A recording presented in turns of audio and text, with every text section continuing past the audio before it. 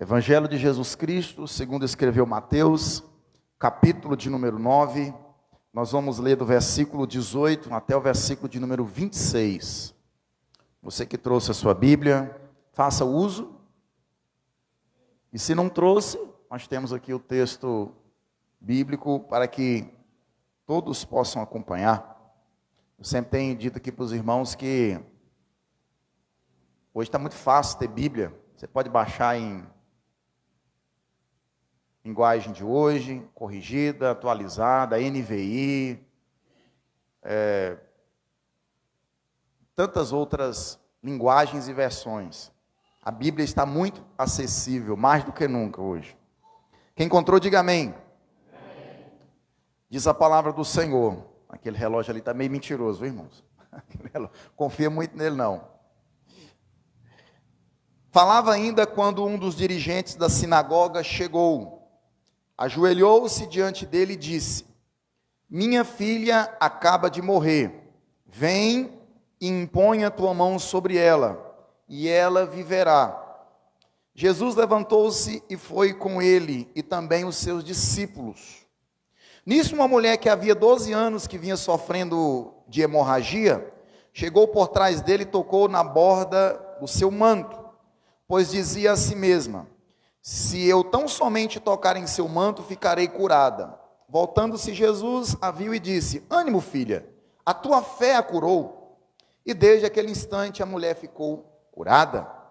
Quando ele chegou à casa do dirigente da sinagoga e viu os flautistas e a multidão agitada, disse: saiam, a menina não está morta, mas dorme. Todos começaram a rir dele. Depois que a multidão se afastou, ele entrou e tomou a menina pela mão, e ela se levantou. A notícia desde aquele acontecimento espalhou-se por toda aquela região. E você diz? Os irmãos podem sentar, glorificando a Jesus. O texto que eu li é muito parecido com o texto da nossa última sequência de mensagens fundamentadas no Evangelho de Mateus. Evidentemente, os irmãos vão se lembrar que na semana passada nós falamos sobre a Páscoa. Nós tivemos aqui uma breve reflexão sobre a Páscoa. Mas hoje nós vamos dar continuidade à nossa série de mensagens e reflexões fundamentadas no Evangelho de Mateus, capítulo após capítulo, versículo após versículos. Na mensagem anterior, onde nós estávamos baseados, nesse mesmo texto, nós falamos sobre a mulher do fluxo de sangue, esse encontro de Jesus com essa mulher. Porém, no entanto, todavia, no versículo 18, quem procura Jesus primeiro, Mateus chama ele primeiramente de dirigente da sinagoga. E nós sabemos aqui que trata-se de Jairo. Jairo está aflito, porque a notícia que ele acaba de levar a Jesus é que a sua filha tinha acabado de morrer. Imagine a aflição desse pai, que vai ter que procurar ajuda em uma situação tão desesperadora. Agora, só para nós nos situarmos aqui onde nós estamos, Jesus, ele vai seguir Jairo, ele está a caminho da casa de Jairo, e nesse intervalo ele tem um encontro com a mulher do fluxo de sangue, ou seja, uma outra pessoa que está sofrendo.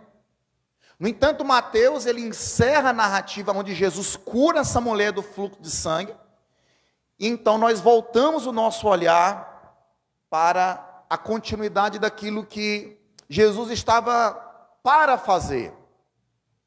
Nós entendemos aqui que Jesus tem uma agenda muito apertada. A palavra do Senhor diz que Jesus andava de cidade em cidade, de aldeia em aldeia, anunciando o reino de Deus, pregando a todos, independente de condição social, independente se aquela pessoa era rejeitada pela sociedade, se era rico, se era muito pobre, se estava muito doente. Jesus estava sempre pronto para atender as pessoas que o procuravam. Logicamente, nós precisamos nos lembrar que Jesus ele tem uma agenda, e a agenda de Jesus não é a agenda única e exclusivamente das necessidades das pessoas. Jesus tem uma agenda muito clara para ser seguida. A agenda de Jesus é a agenda do Pai. E Jesus tinha prazer em cumprir essa agenda.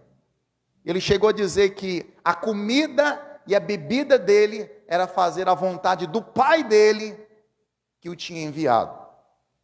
Mas, irmãos, nós estamos aqui observando que no capítulo 9, Jesus está exercendo a sua autoridade sobre os pecados.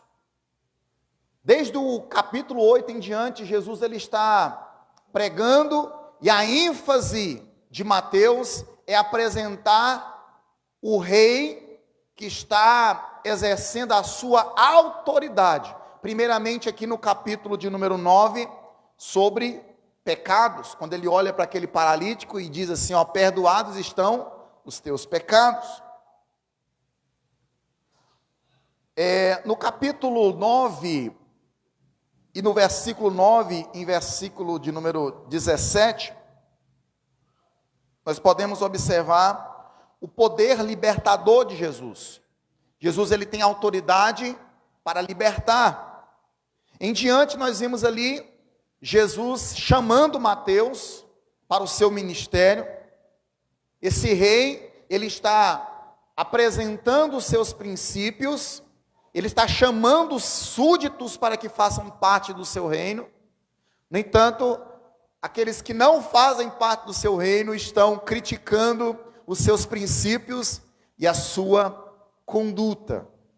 Mateus é um exemplo muito claro disso, que Jesus ele chama Mateus para o seu ministério. Jesus ele vai comer na casa de pecadores. De repente Jesus está sendo questionado devido ao fato dele não incentivar ou não instruir os seus discípulos para que façam jejum. Isso aconteceu mediante o questionamento dos discípulos de João. Depois nós vamos aqui nos deparar com Jesus atendendo a aflição dessa mulher que já tinha gastado o seu dinheiro, as suas posses com médicos. Jesus, ele, não de maneira tão consciente como ele fez por diversas vezes, porque Jesus está no meio de uma multidão, e a mulher vai lá e toca na orla das suas vestes. Jesus cura esta mulher. No entanto, agora nós vamos observar Jesus no seu ministério de maneira mais objetiva, lidando com o inimigo da humanidade. O inimigo da humanidade chama-se morte. Quem que vai lidar com a morte e vai dizer assim, olha, eu tiro de letra? Irmão, nós não estamos tirando de letra nem os problemas mais simples da nossa vida, quanto mais a morte. A morte é um inimigo terrível, de tal maneira que nós observamos o profeta dizendo que no futuro ela seria destruída, ela seria vencida. O profeta Osés vai dizer, vai declarar, o Espírito Santo, ele usa o profeta Osés para dizer, ó morte, onde está a tua vitória? Ó inferno ou sepultura, aonde está o teu aguilhão? Na semana passada nós celebramos a vitória de Jesus sobre a morte. E hoje nós continuamos aqui a falar a respeito desse assunto, porque Jesus, antes de ressuscitar, ele está lidando também com um dos dilemas da humanidade, a morte. Irmãos, nós precisamos entender que esse texto, ele precisa ser visto à luz daquilo que todo o Novo Testamento, especificamente os 3 evangelhos, Eles afirmam, que alguém pode dizer, pastor, mas eu já vi essa história contada com mais detalhes, e isso é verdade. O relato de Mateus é o mais sucinto, ele é o mais breve, diferente de Marcos e também de Lucas. Em primeiro lugar, Mateus já chega dizendo, né, que o chefe da sinagoga, né, que Jairo, ele está dizendo que a menina já está morta, ela tinha acabado de falecer, mas nós observamos que em Marcos e Lucas, os seus relatos, ele contam que ela estava à beira da morte, ela estava para morrer, ou seja, morrendo. Mateus não registra as palavras de encorajamento de Jesus para Jairo, porque Jesus, nesses outros evangelhos, ele se volta para Jairo e diz, não temas, crê somente, uma palavra de encorajamento, quando ele chega lá em sua casa juntamente com Jesus. Mateus não faz nenhuma menção das palavras de Jesus em direção da menina. Os irmãos conhecem os evangelhos e sabem que Jesus se dirige para aquela menina e diz assim, ó, Talita cumi, que quer dizer, menina, levanta. É uma expressão em aramaico. E em quarto lugar, Mateus não menciona Jesus ordenando para a menina ser alimentada, dizendo assim, olha, dê de comer para a menina. Irmãos, é interessante isso, né? O que Jesus ele manda dar comida para aquela menina, irmãos? Você já observou que quando tudo está razoavelmente bem, um dos primeiros sinais para uma pessoa que está terrivelmente doente é a alimentação? Jesus, quando ele se apresenta para os seus discípulos, depois de ter ressuscitado, o que Jesus faz? Jesus, ele come um peixe assado, ele prova um favo de mel, para que ninguém dissesse assim, olha, nós vimos apenas um espírito, nós vimos uma assombração. Jesus, ele aparece, segundo o relato de Lucas, com incontestáveis provas. E nós observamos também que no mesmo relato, aquela menina que estava morta, as pessoas já estavam chorando, já havia ali um velório acontecendo, estava acontecendo um velório, uma cerimônia fúnebre. Jesus manda aquela menina ser alimentada, para que ninguém questionasse. Ela está viva, está bem, está sarada. Amém? Irmãos, e esse texto nós podemos extrair duas lições, ou pelo menos nós podemos lidar com duas questões que são palavras que vão acrescentar para a nossa vida. Ensinamento a respeito de Jesus e ensinamentos a respeito da fé. Quando você olha para esse texto, você aprende sobre Jesus e também aprende sobre a fé. Nós não podemos extrair ensinamentos a respeito de Jesus em outros lugares. Nós precisamos nos pautar na palavra de Deus. Mateus, quando ele está se dirigindo aos seus primeiros leitores, ele apresenta um rei que está agindo em favor daqueles que se prostam aos seus pés. Já ouviu, irmãos? Interessante isso, né? Um rei que está reinando, quando alguém se prostra aos seus pés, a reação desse rei é de oferecer para essa pessoa que se prostrou o seu favor. Amém? A respeito de Jesus, nós aprendemos isso, que ele é um rei que oferece o seu favor para aqueles que se prostram aos seus pés. Nesta noite, irmãos, enquanto estamos aqui adorando ao Senhor, enquanto estamos cantando louvores a Ele, enquanto estamos reverenciando o nome do Senhor, de certa forma nós estamos nos prostrando diante da sua santidade, diante da sua grandeza, diante do seu poder. Nós aprendemos sobre a fé, irmãos, que o sofrimento, eu estou falando aqui, Mateus se dirigindo aos seus primeiros leitores, Mateus está ensinando sobre a fé, e ele está ensinando que o sofrimento nos leva aos pés de Jesus. Já viu uma pessoa quando está passando por adversidade? Normalmente ela fica mais quebrantada, ela fica mais sensível, ela fica mais atenta, os seus ouvidos parece que ficam mais aguçados. Ele dá mais importância. Jairo era um homem importante dentro do judaísmo, ele era o chefe de uma sinagoga, ele era um judeu influente, tinha respeito na sua sociedade, na sua cultura. No entanto, ele se prostra diante de um outro homem, algo que era inadmissível dentro da cultura religiosa dos judeus. Mas Jairo, ele faz isso, porque ele não está se prostrando diante de um homem comum, ele está se prostrando diante do Rei dos Reis e do Senhor dos Senhores.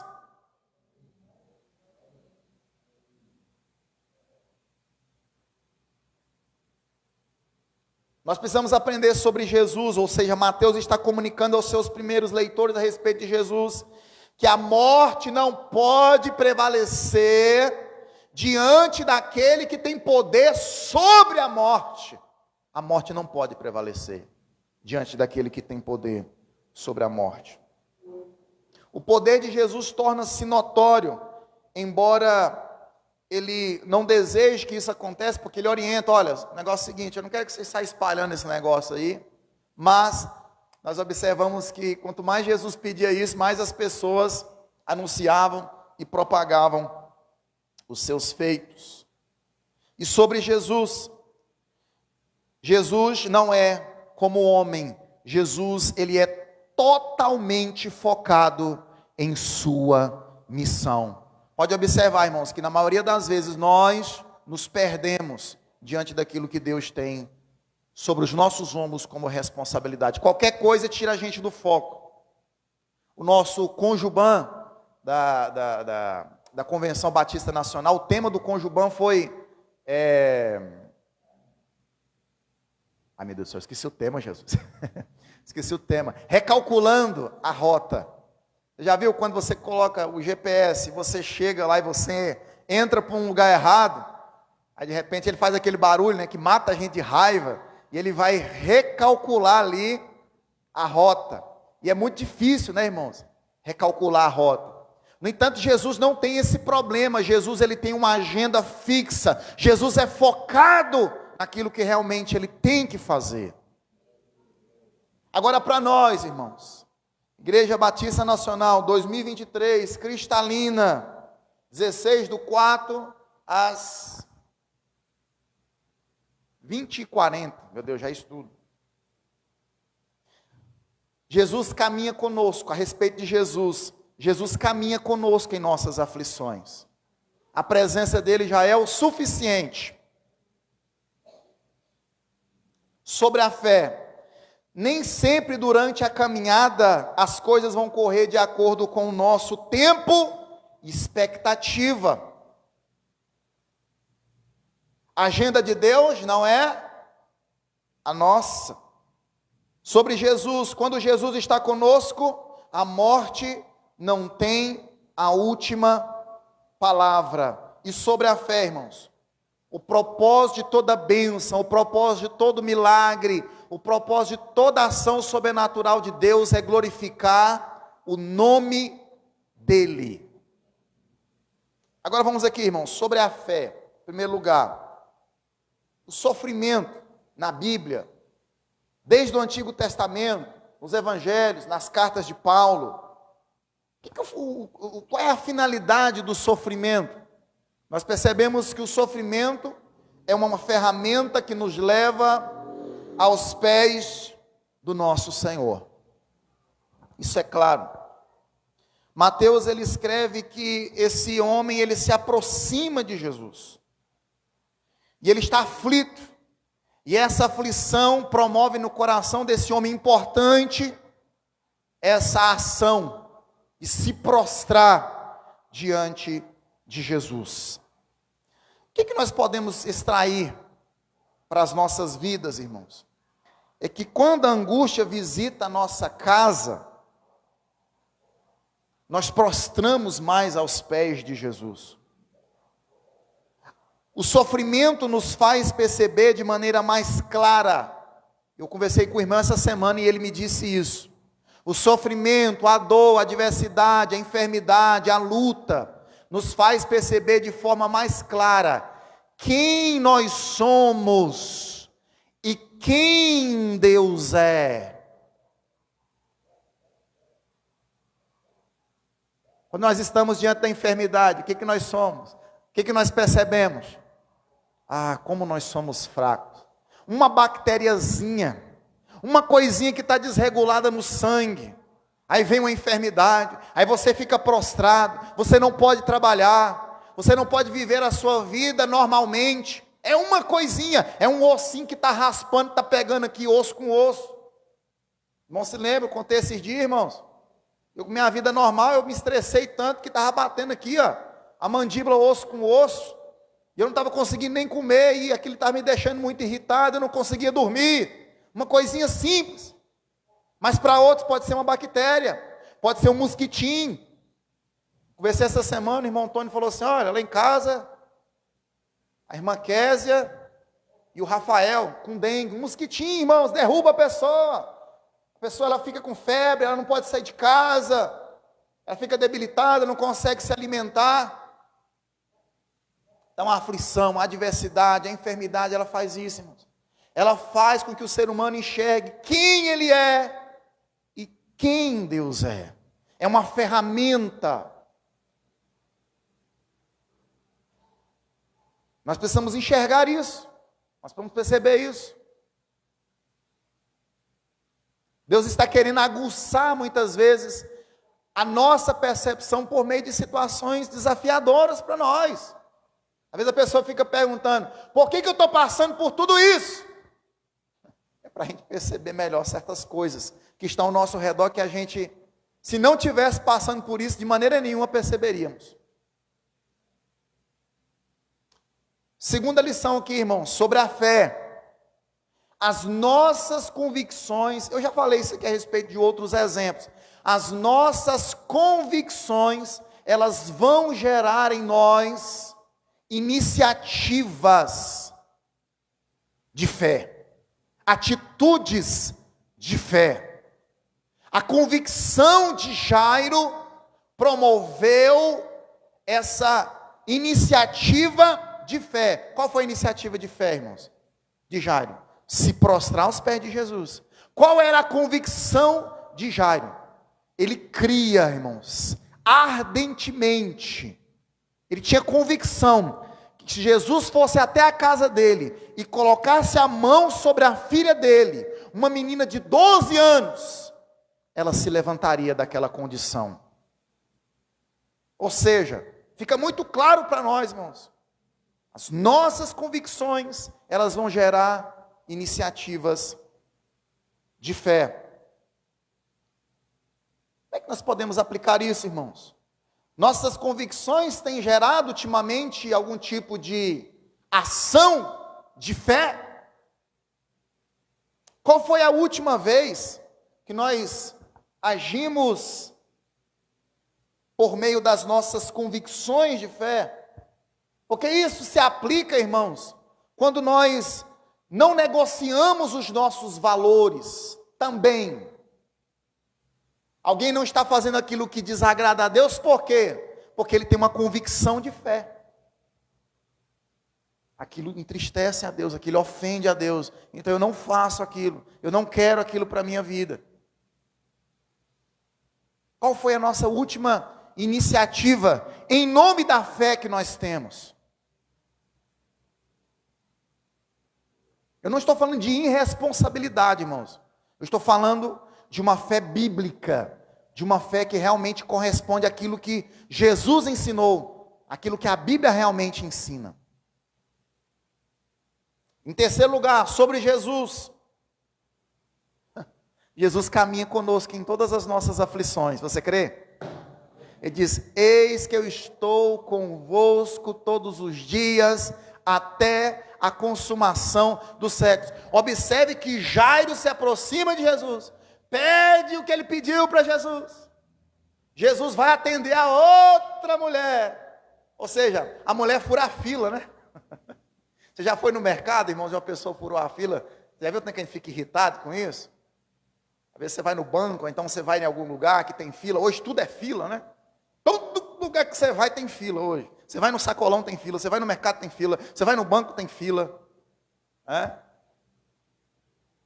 E a gente vive nessa expectativa de resolver o quanto antes os nossos problemas. Aquele homem estava terrível. Irmão, imagine você no lugar dele, com a sua menina, naquela condição, estava morta, ou moribunda, prestes a morrer. Ele vai buscar ajuda. Jesus se compromete a ajudá-lo. De repente está andando, aí vem, já vem essa mulher aqui, né? Não tira a atenção dele não, ele está me ajudando. Mas a questão é que Jairo estava com Jesus. Jesus estava com Jairo. Ele está junto. Ele está com você. Ele está com você, ele está contigo. Mas ele está fazendo outra coisa. Ele está ajudando outra pessoa. Ele está abençoando outra pessoa enquanto eu estou pedindo. Mas ele está com você.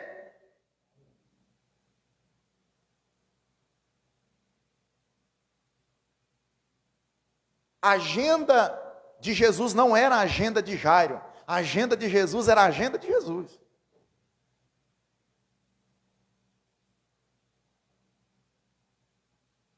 Nós não podemos nos esquecer.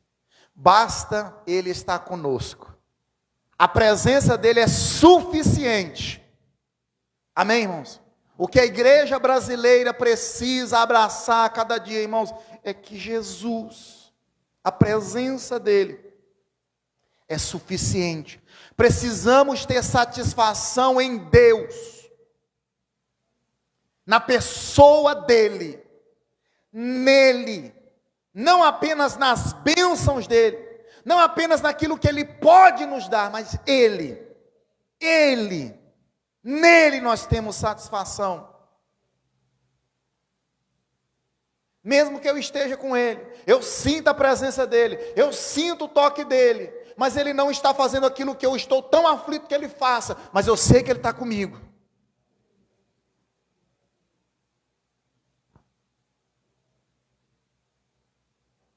Em quarto lugar, sobre Jesus.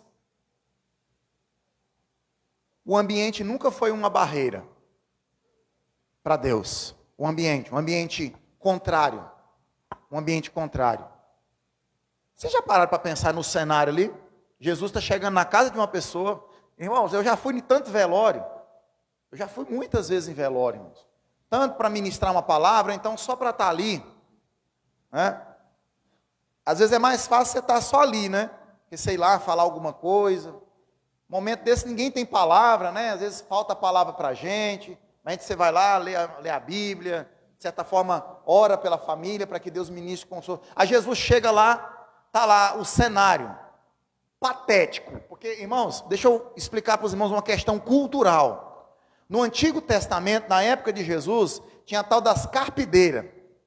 Quem eram as carpideiras? Eram pessoas que eram pagas para chorar no seu velório. Eram pessoas que eram pagas para chorar no seu velório. Pastor, mas isso não faz sentido. Faz, irmão. Antigamente tinha isso. Pessoas que eram pagas para chorar no velório de outro. Aí tinha todo um repertório montado, né? Tinha os flautistas, tinha os músicos, né? Então a pessoa estava lá, chegava, Jesus chega e encontra esse cenário. Um alvoroço. E choro para cá, e choro para lá, e música tocando, né?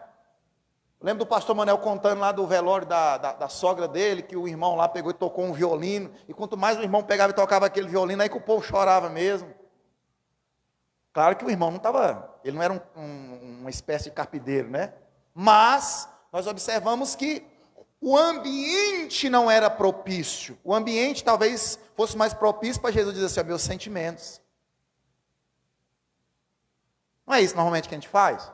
A gente não quer trazer um alento para a família, meus sentimentos, que Jesus console, que Deus console a sua vida. Jesus não faz isso. Jesus, ele chega, o ambiente é contrário, há um coral, há um alvoroço ali, acontecendo, e Jesus diz assim: olha, vocês dão licença, por favor, porque a menina não está morta, não. Ela só está dormindo. Aí o povo, você está brincando. Irmão, era pago mesmo, né? De tal maneira que o povo que estava chorando agora começa a rir.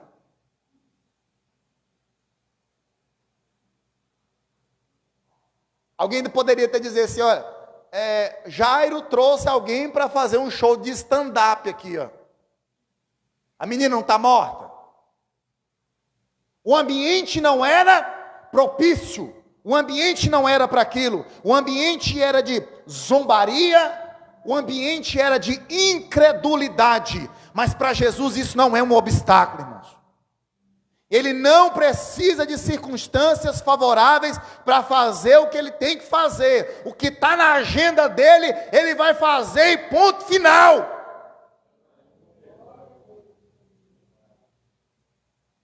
Os incrédulos são retirados da casa. Eu me lembro uma vez que eu fui expulsar o demônio, aí eu cheguei na casa da pessoa de manhãzinha, aquele monte de gente. Falei: meu Deus, Jesus tem misericórdia da minha vida. Aí uma pessoa falou assim: uai, pastor, cadê o óleo de unção? Eu falei: mano, não expulsa demônio com óleo de unção, não. Expulsa demônio sai em nome de Jesus. E eu entrei dentro da casa e aquele monte de gente olhando assim pela janela. Eu falei: fecha a janela. Eu falei: fecha a porta. Fecha a porta, fecha a janela, fecha a porta. Deixa esse povo lá fora. A gente não está aqui para dar espetáculo para ninguém, não. E a moça estava lá rolando. Sai em nome de Jesus. E saiu. Só estava a família. Jesus meio que fez desse jeito também. Irmão, não estou aqui com nenhum tipo de pretensão de dizer que me comparar com Jesus, irmãos. Mas existem situações que você precisa dizer: você não crê? Dá licença. Jesus fez isso. Ele espantou a incredulidade e ele então ali, junto com a família, junto com Jairo, junto com seus discípulos de confiança, ele estende as mãos sobre aquela menina.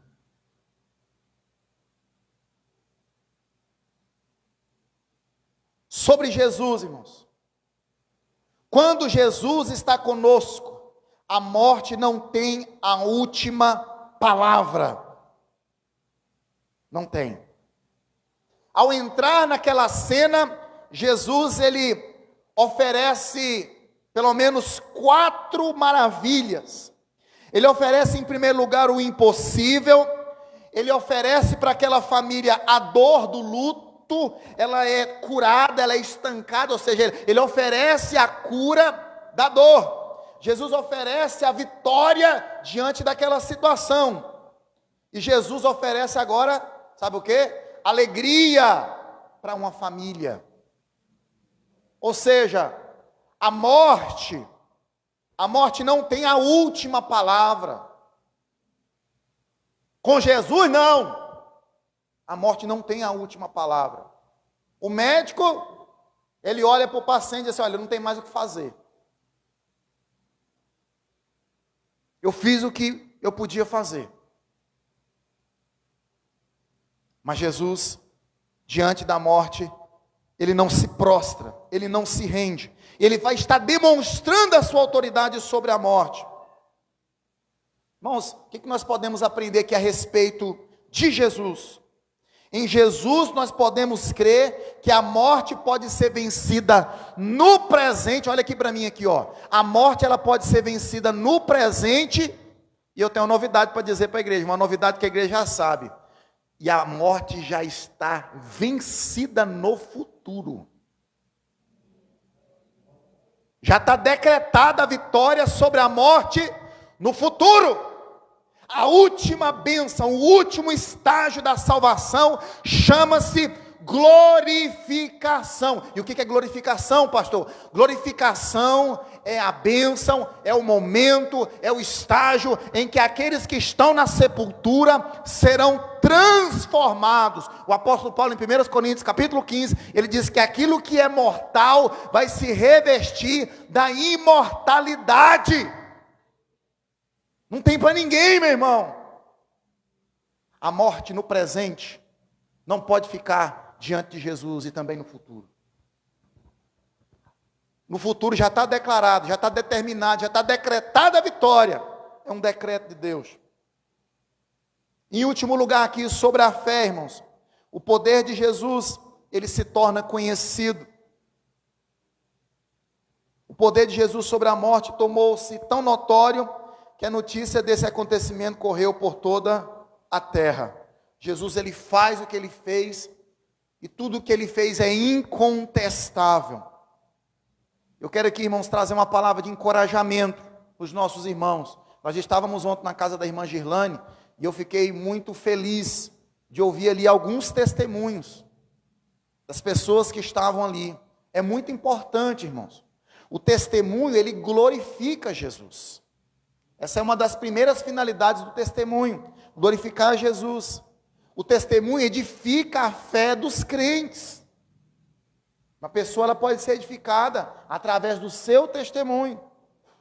E o testemunho também ele pode ser uma ferramenta para levar as pessoas a crer no mesmo Deus que você crê. A experimentar um relacionamento com esse mesmo Deus que você crê, que você serve. Então o testemunho, ele é importante. Paulo deu o testemunho dele para a igreja de Jerusalém. O apóstolo Pedro também deu testemunho. Os evangelhos, eles são testemunho do ministério de Jesus. E muitas vezes, irmãos, nós como crentes, nós precisamos falar mais daquilo que Deus tem feito nas nossas vidas. Porque provavelmente, irmãos, muitas pessoas que convivem conosco, muitas pessoas que estão sempre ali no nosso dia a dia, não sabem das nossas experiências, pensam muitas vezes que a nossa fé é apenas mera racionalidade. Mas para encerrar, irmãos, para concluir, eu tenho aqui 6 perguntas reflexivas, bem rapidinho. A primeira pergunta é: você tem extraído boas lições do sofrimento? Esse sofrimento ele tem te aproximado ou tem te distanciado do Senhor? Você alguma vez viu o sofrimento como um ato de misericórdia de Deus em sua vida? Pastor, o sofrimento como um ato de misericórdia na minha vida? Sim, irmãos, um ato de misericórdia. É o que nós aprendemos ontem. Todas as coisas contribuem para o bem daqueles que amam a Deus. Porque, irmãos, no sofrimento, quando nós entendemos o propósito dele, irmãos, observe que sempre o que você vai aprender são coisas boas, são coisas que vão acrescentar para a sua vida. Segunda pergunta: quais têm sido as nossas iniciativas em nome da fé, ultimamente? Suas convicções em Deus têm levado a tomar algumas iniciativas? Vou dar aqui 3 exemplos aqui, ó. Iniciativas sobre oração, iniciativas sobre o testemunho que nós acabamos de falar, iniciativas sobre devoção. Estou lendo mais a palavra, estou me envolvendo mais com as coisas concernentes ao reino de Deus. Terceira pergunta: a agenda de Deus ainda é um incômodo ou uma escola em nossas vidas? Olha, pastor, o tempo é um problema, né, irmãos? Um tempo. O ser humano não sabe lidar com o tempo. Moisés, no Salmo 90, é uma oração, né? Ele se levanta e diz: Senhor, ensina-nos a contar os nossos dias para que nós possamos alcançar um coração sábio. Quarta pergunta: como temos lidado com ambientes contrários? Na família, no trabalho, na igreja? Estamos conscientes que Jesus está conosco? Aí a pergunta que eu fiz anterior: isso é suficiente para você, o fato de você saber que Jesus está com você? Mesmo no ambiente contrário? Quinto: você ainda crê que a última palavra é de Jesus e que precisamos nos conformar e nos confortar com ela? E para finalizar, tudo o que temos pedido para Deus tem o propósito de glorificar a Ele? Ou é apenas para termos nossos desejos satisfeitos? Estamos indo a Deus como meros consumidores, que estão apenas atrás de um serviço espiritual? Ou estamos indo atrás, buscando a Deus como servos, Amém? Então, essa é a palavra que Deus falou comigo enquanto eu estava preparando essa mensagem. E eu peço a Deus que fale também conosco, nos ajude a termos passos práticos para a nossa vida. Amém? Mas se lembre, meu irmão, o sofrimento pode ser um ato de misericórdia de Deus para te ensinar algo. Nunca se esqueça que, independente do ambiente, Deus está com você. Pode ser o que for, irmãos. A enfermidade, a morte, ela pode não ser o ponto final de Deus. E como nós estamos nos aproximando de Deus, irmãos? Como meros consumidores, a busca de um serviço espiritual, ou nós estamos tendo a cada dia um coração de servo? Amém? Vamos ficar de pé. Eu quero agradecer a presença do casal que está nos visitando. É Anilene, é Anilene, sua esposa? Danilo? Amém? Estamos felizes com a presença de vocês. Toda a igreja vai dizer: seja bem-vindo. E para nós foi um prazer, uma satisfação ter vocês aqui. Amém? Então nós vamos orar agradecendo a Deus. Eu quero lembrar os irmãos que amanhã tem oração aqui na igreja. Quarta-feira nós vamos ter a nossa escola de discipulado. No sábado, cadê o Daniel? Eu vi o Daniel ali na porta. Vai marcar, né? A nossa reunião. E eu estou até pensando um negócio, depois nós vamos trocar uma ideia. E domingo nós vamos para a nossa quinta lição da escola dominical. Nós já estamos quase que encerrando o livro de Gênesis. Nosso estudo a respeito do livro de Gênesis. Os irmãos que estão vindo estão sendo muito edificados. Amém? E à noite nós estaremos com o nosso culto de louvor e adoração ao nosso Deus. Feche os seus olhos, vamos orar. Eu tenho uma pergunta nessa noite. Alguém gostaria de receber uma oração? Nós falamos aqui a respeito de Jesus, que levantou uma criança da morte, uma criança de 12 anos. Mas Jesus também, ele cura enfermidades, assim como ele curou a mulher do fluxo de sangue. Se tem alguém aqui nessa noite que está enfermo e quer vir aqui receber oração, vem aqui rapidinho. Nós vamos estar orando por você, pela sua saúde, para que Deus te abençoe, para que Deus te dê forças, para que Deus restaure a sua vida.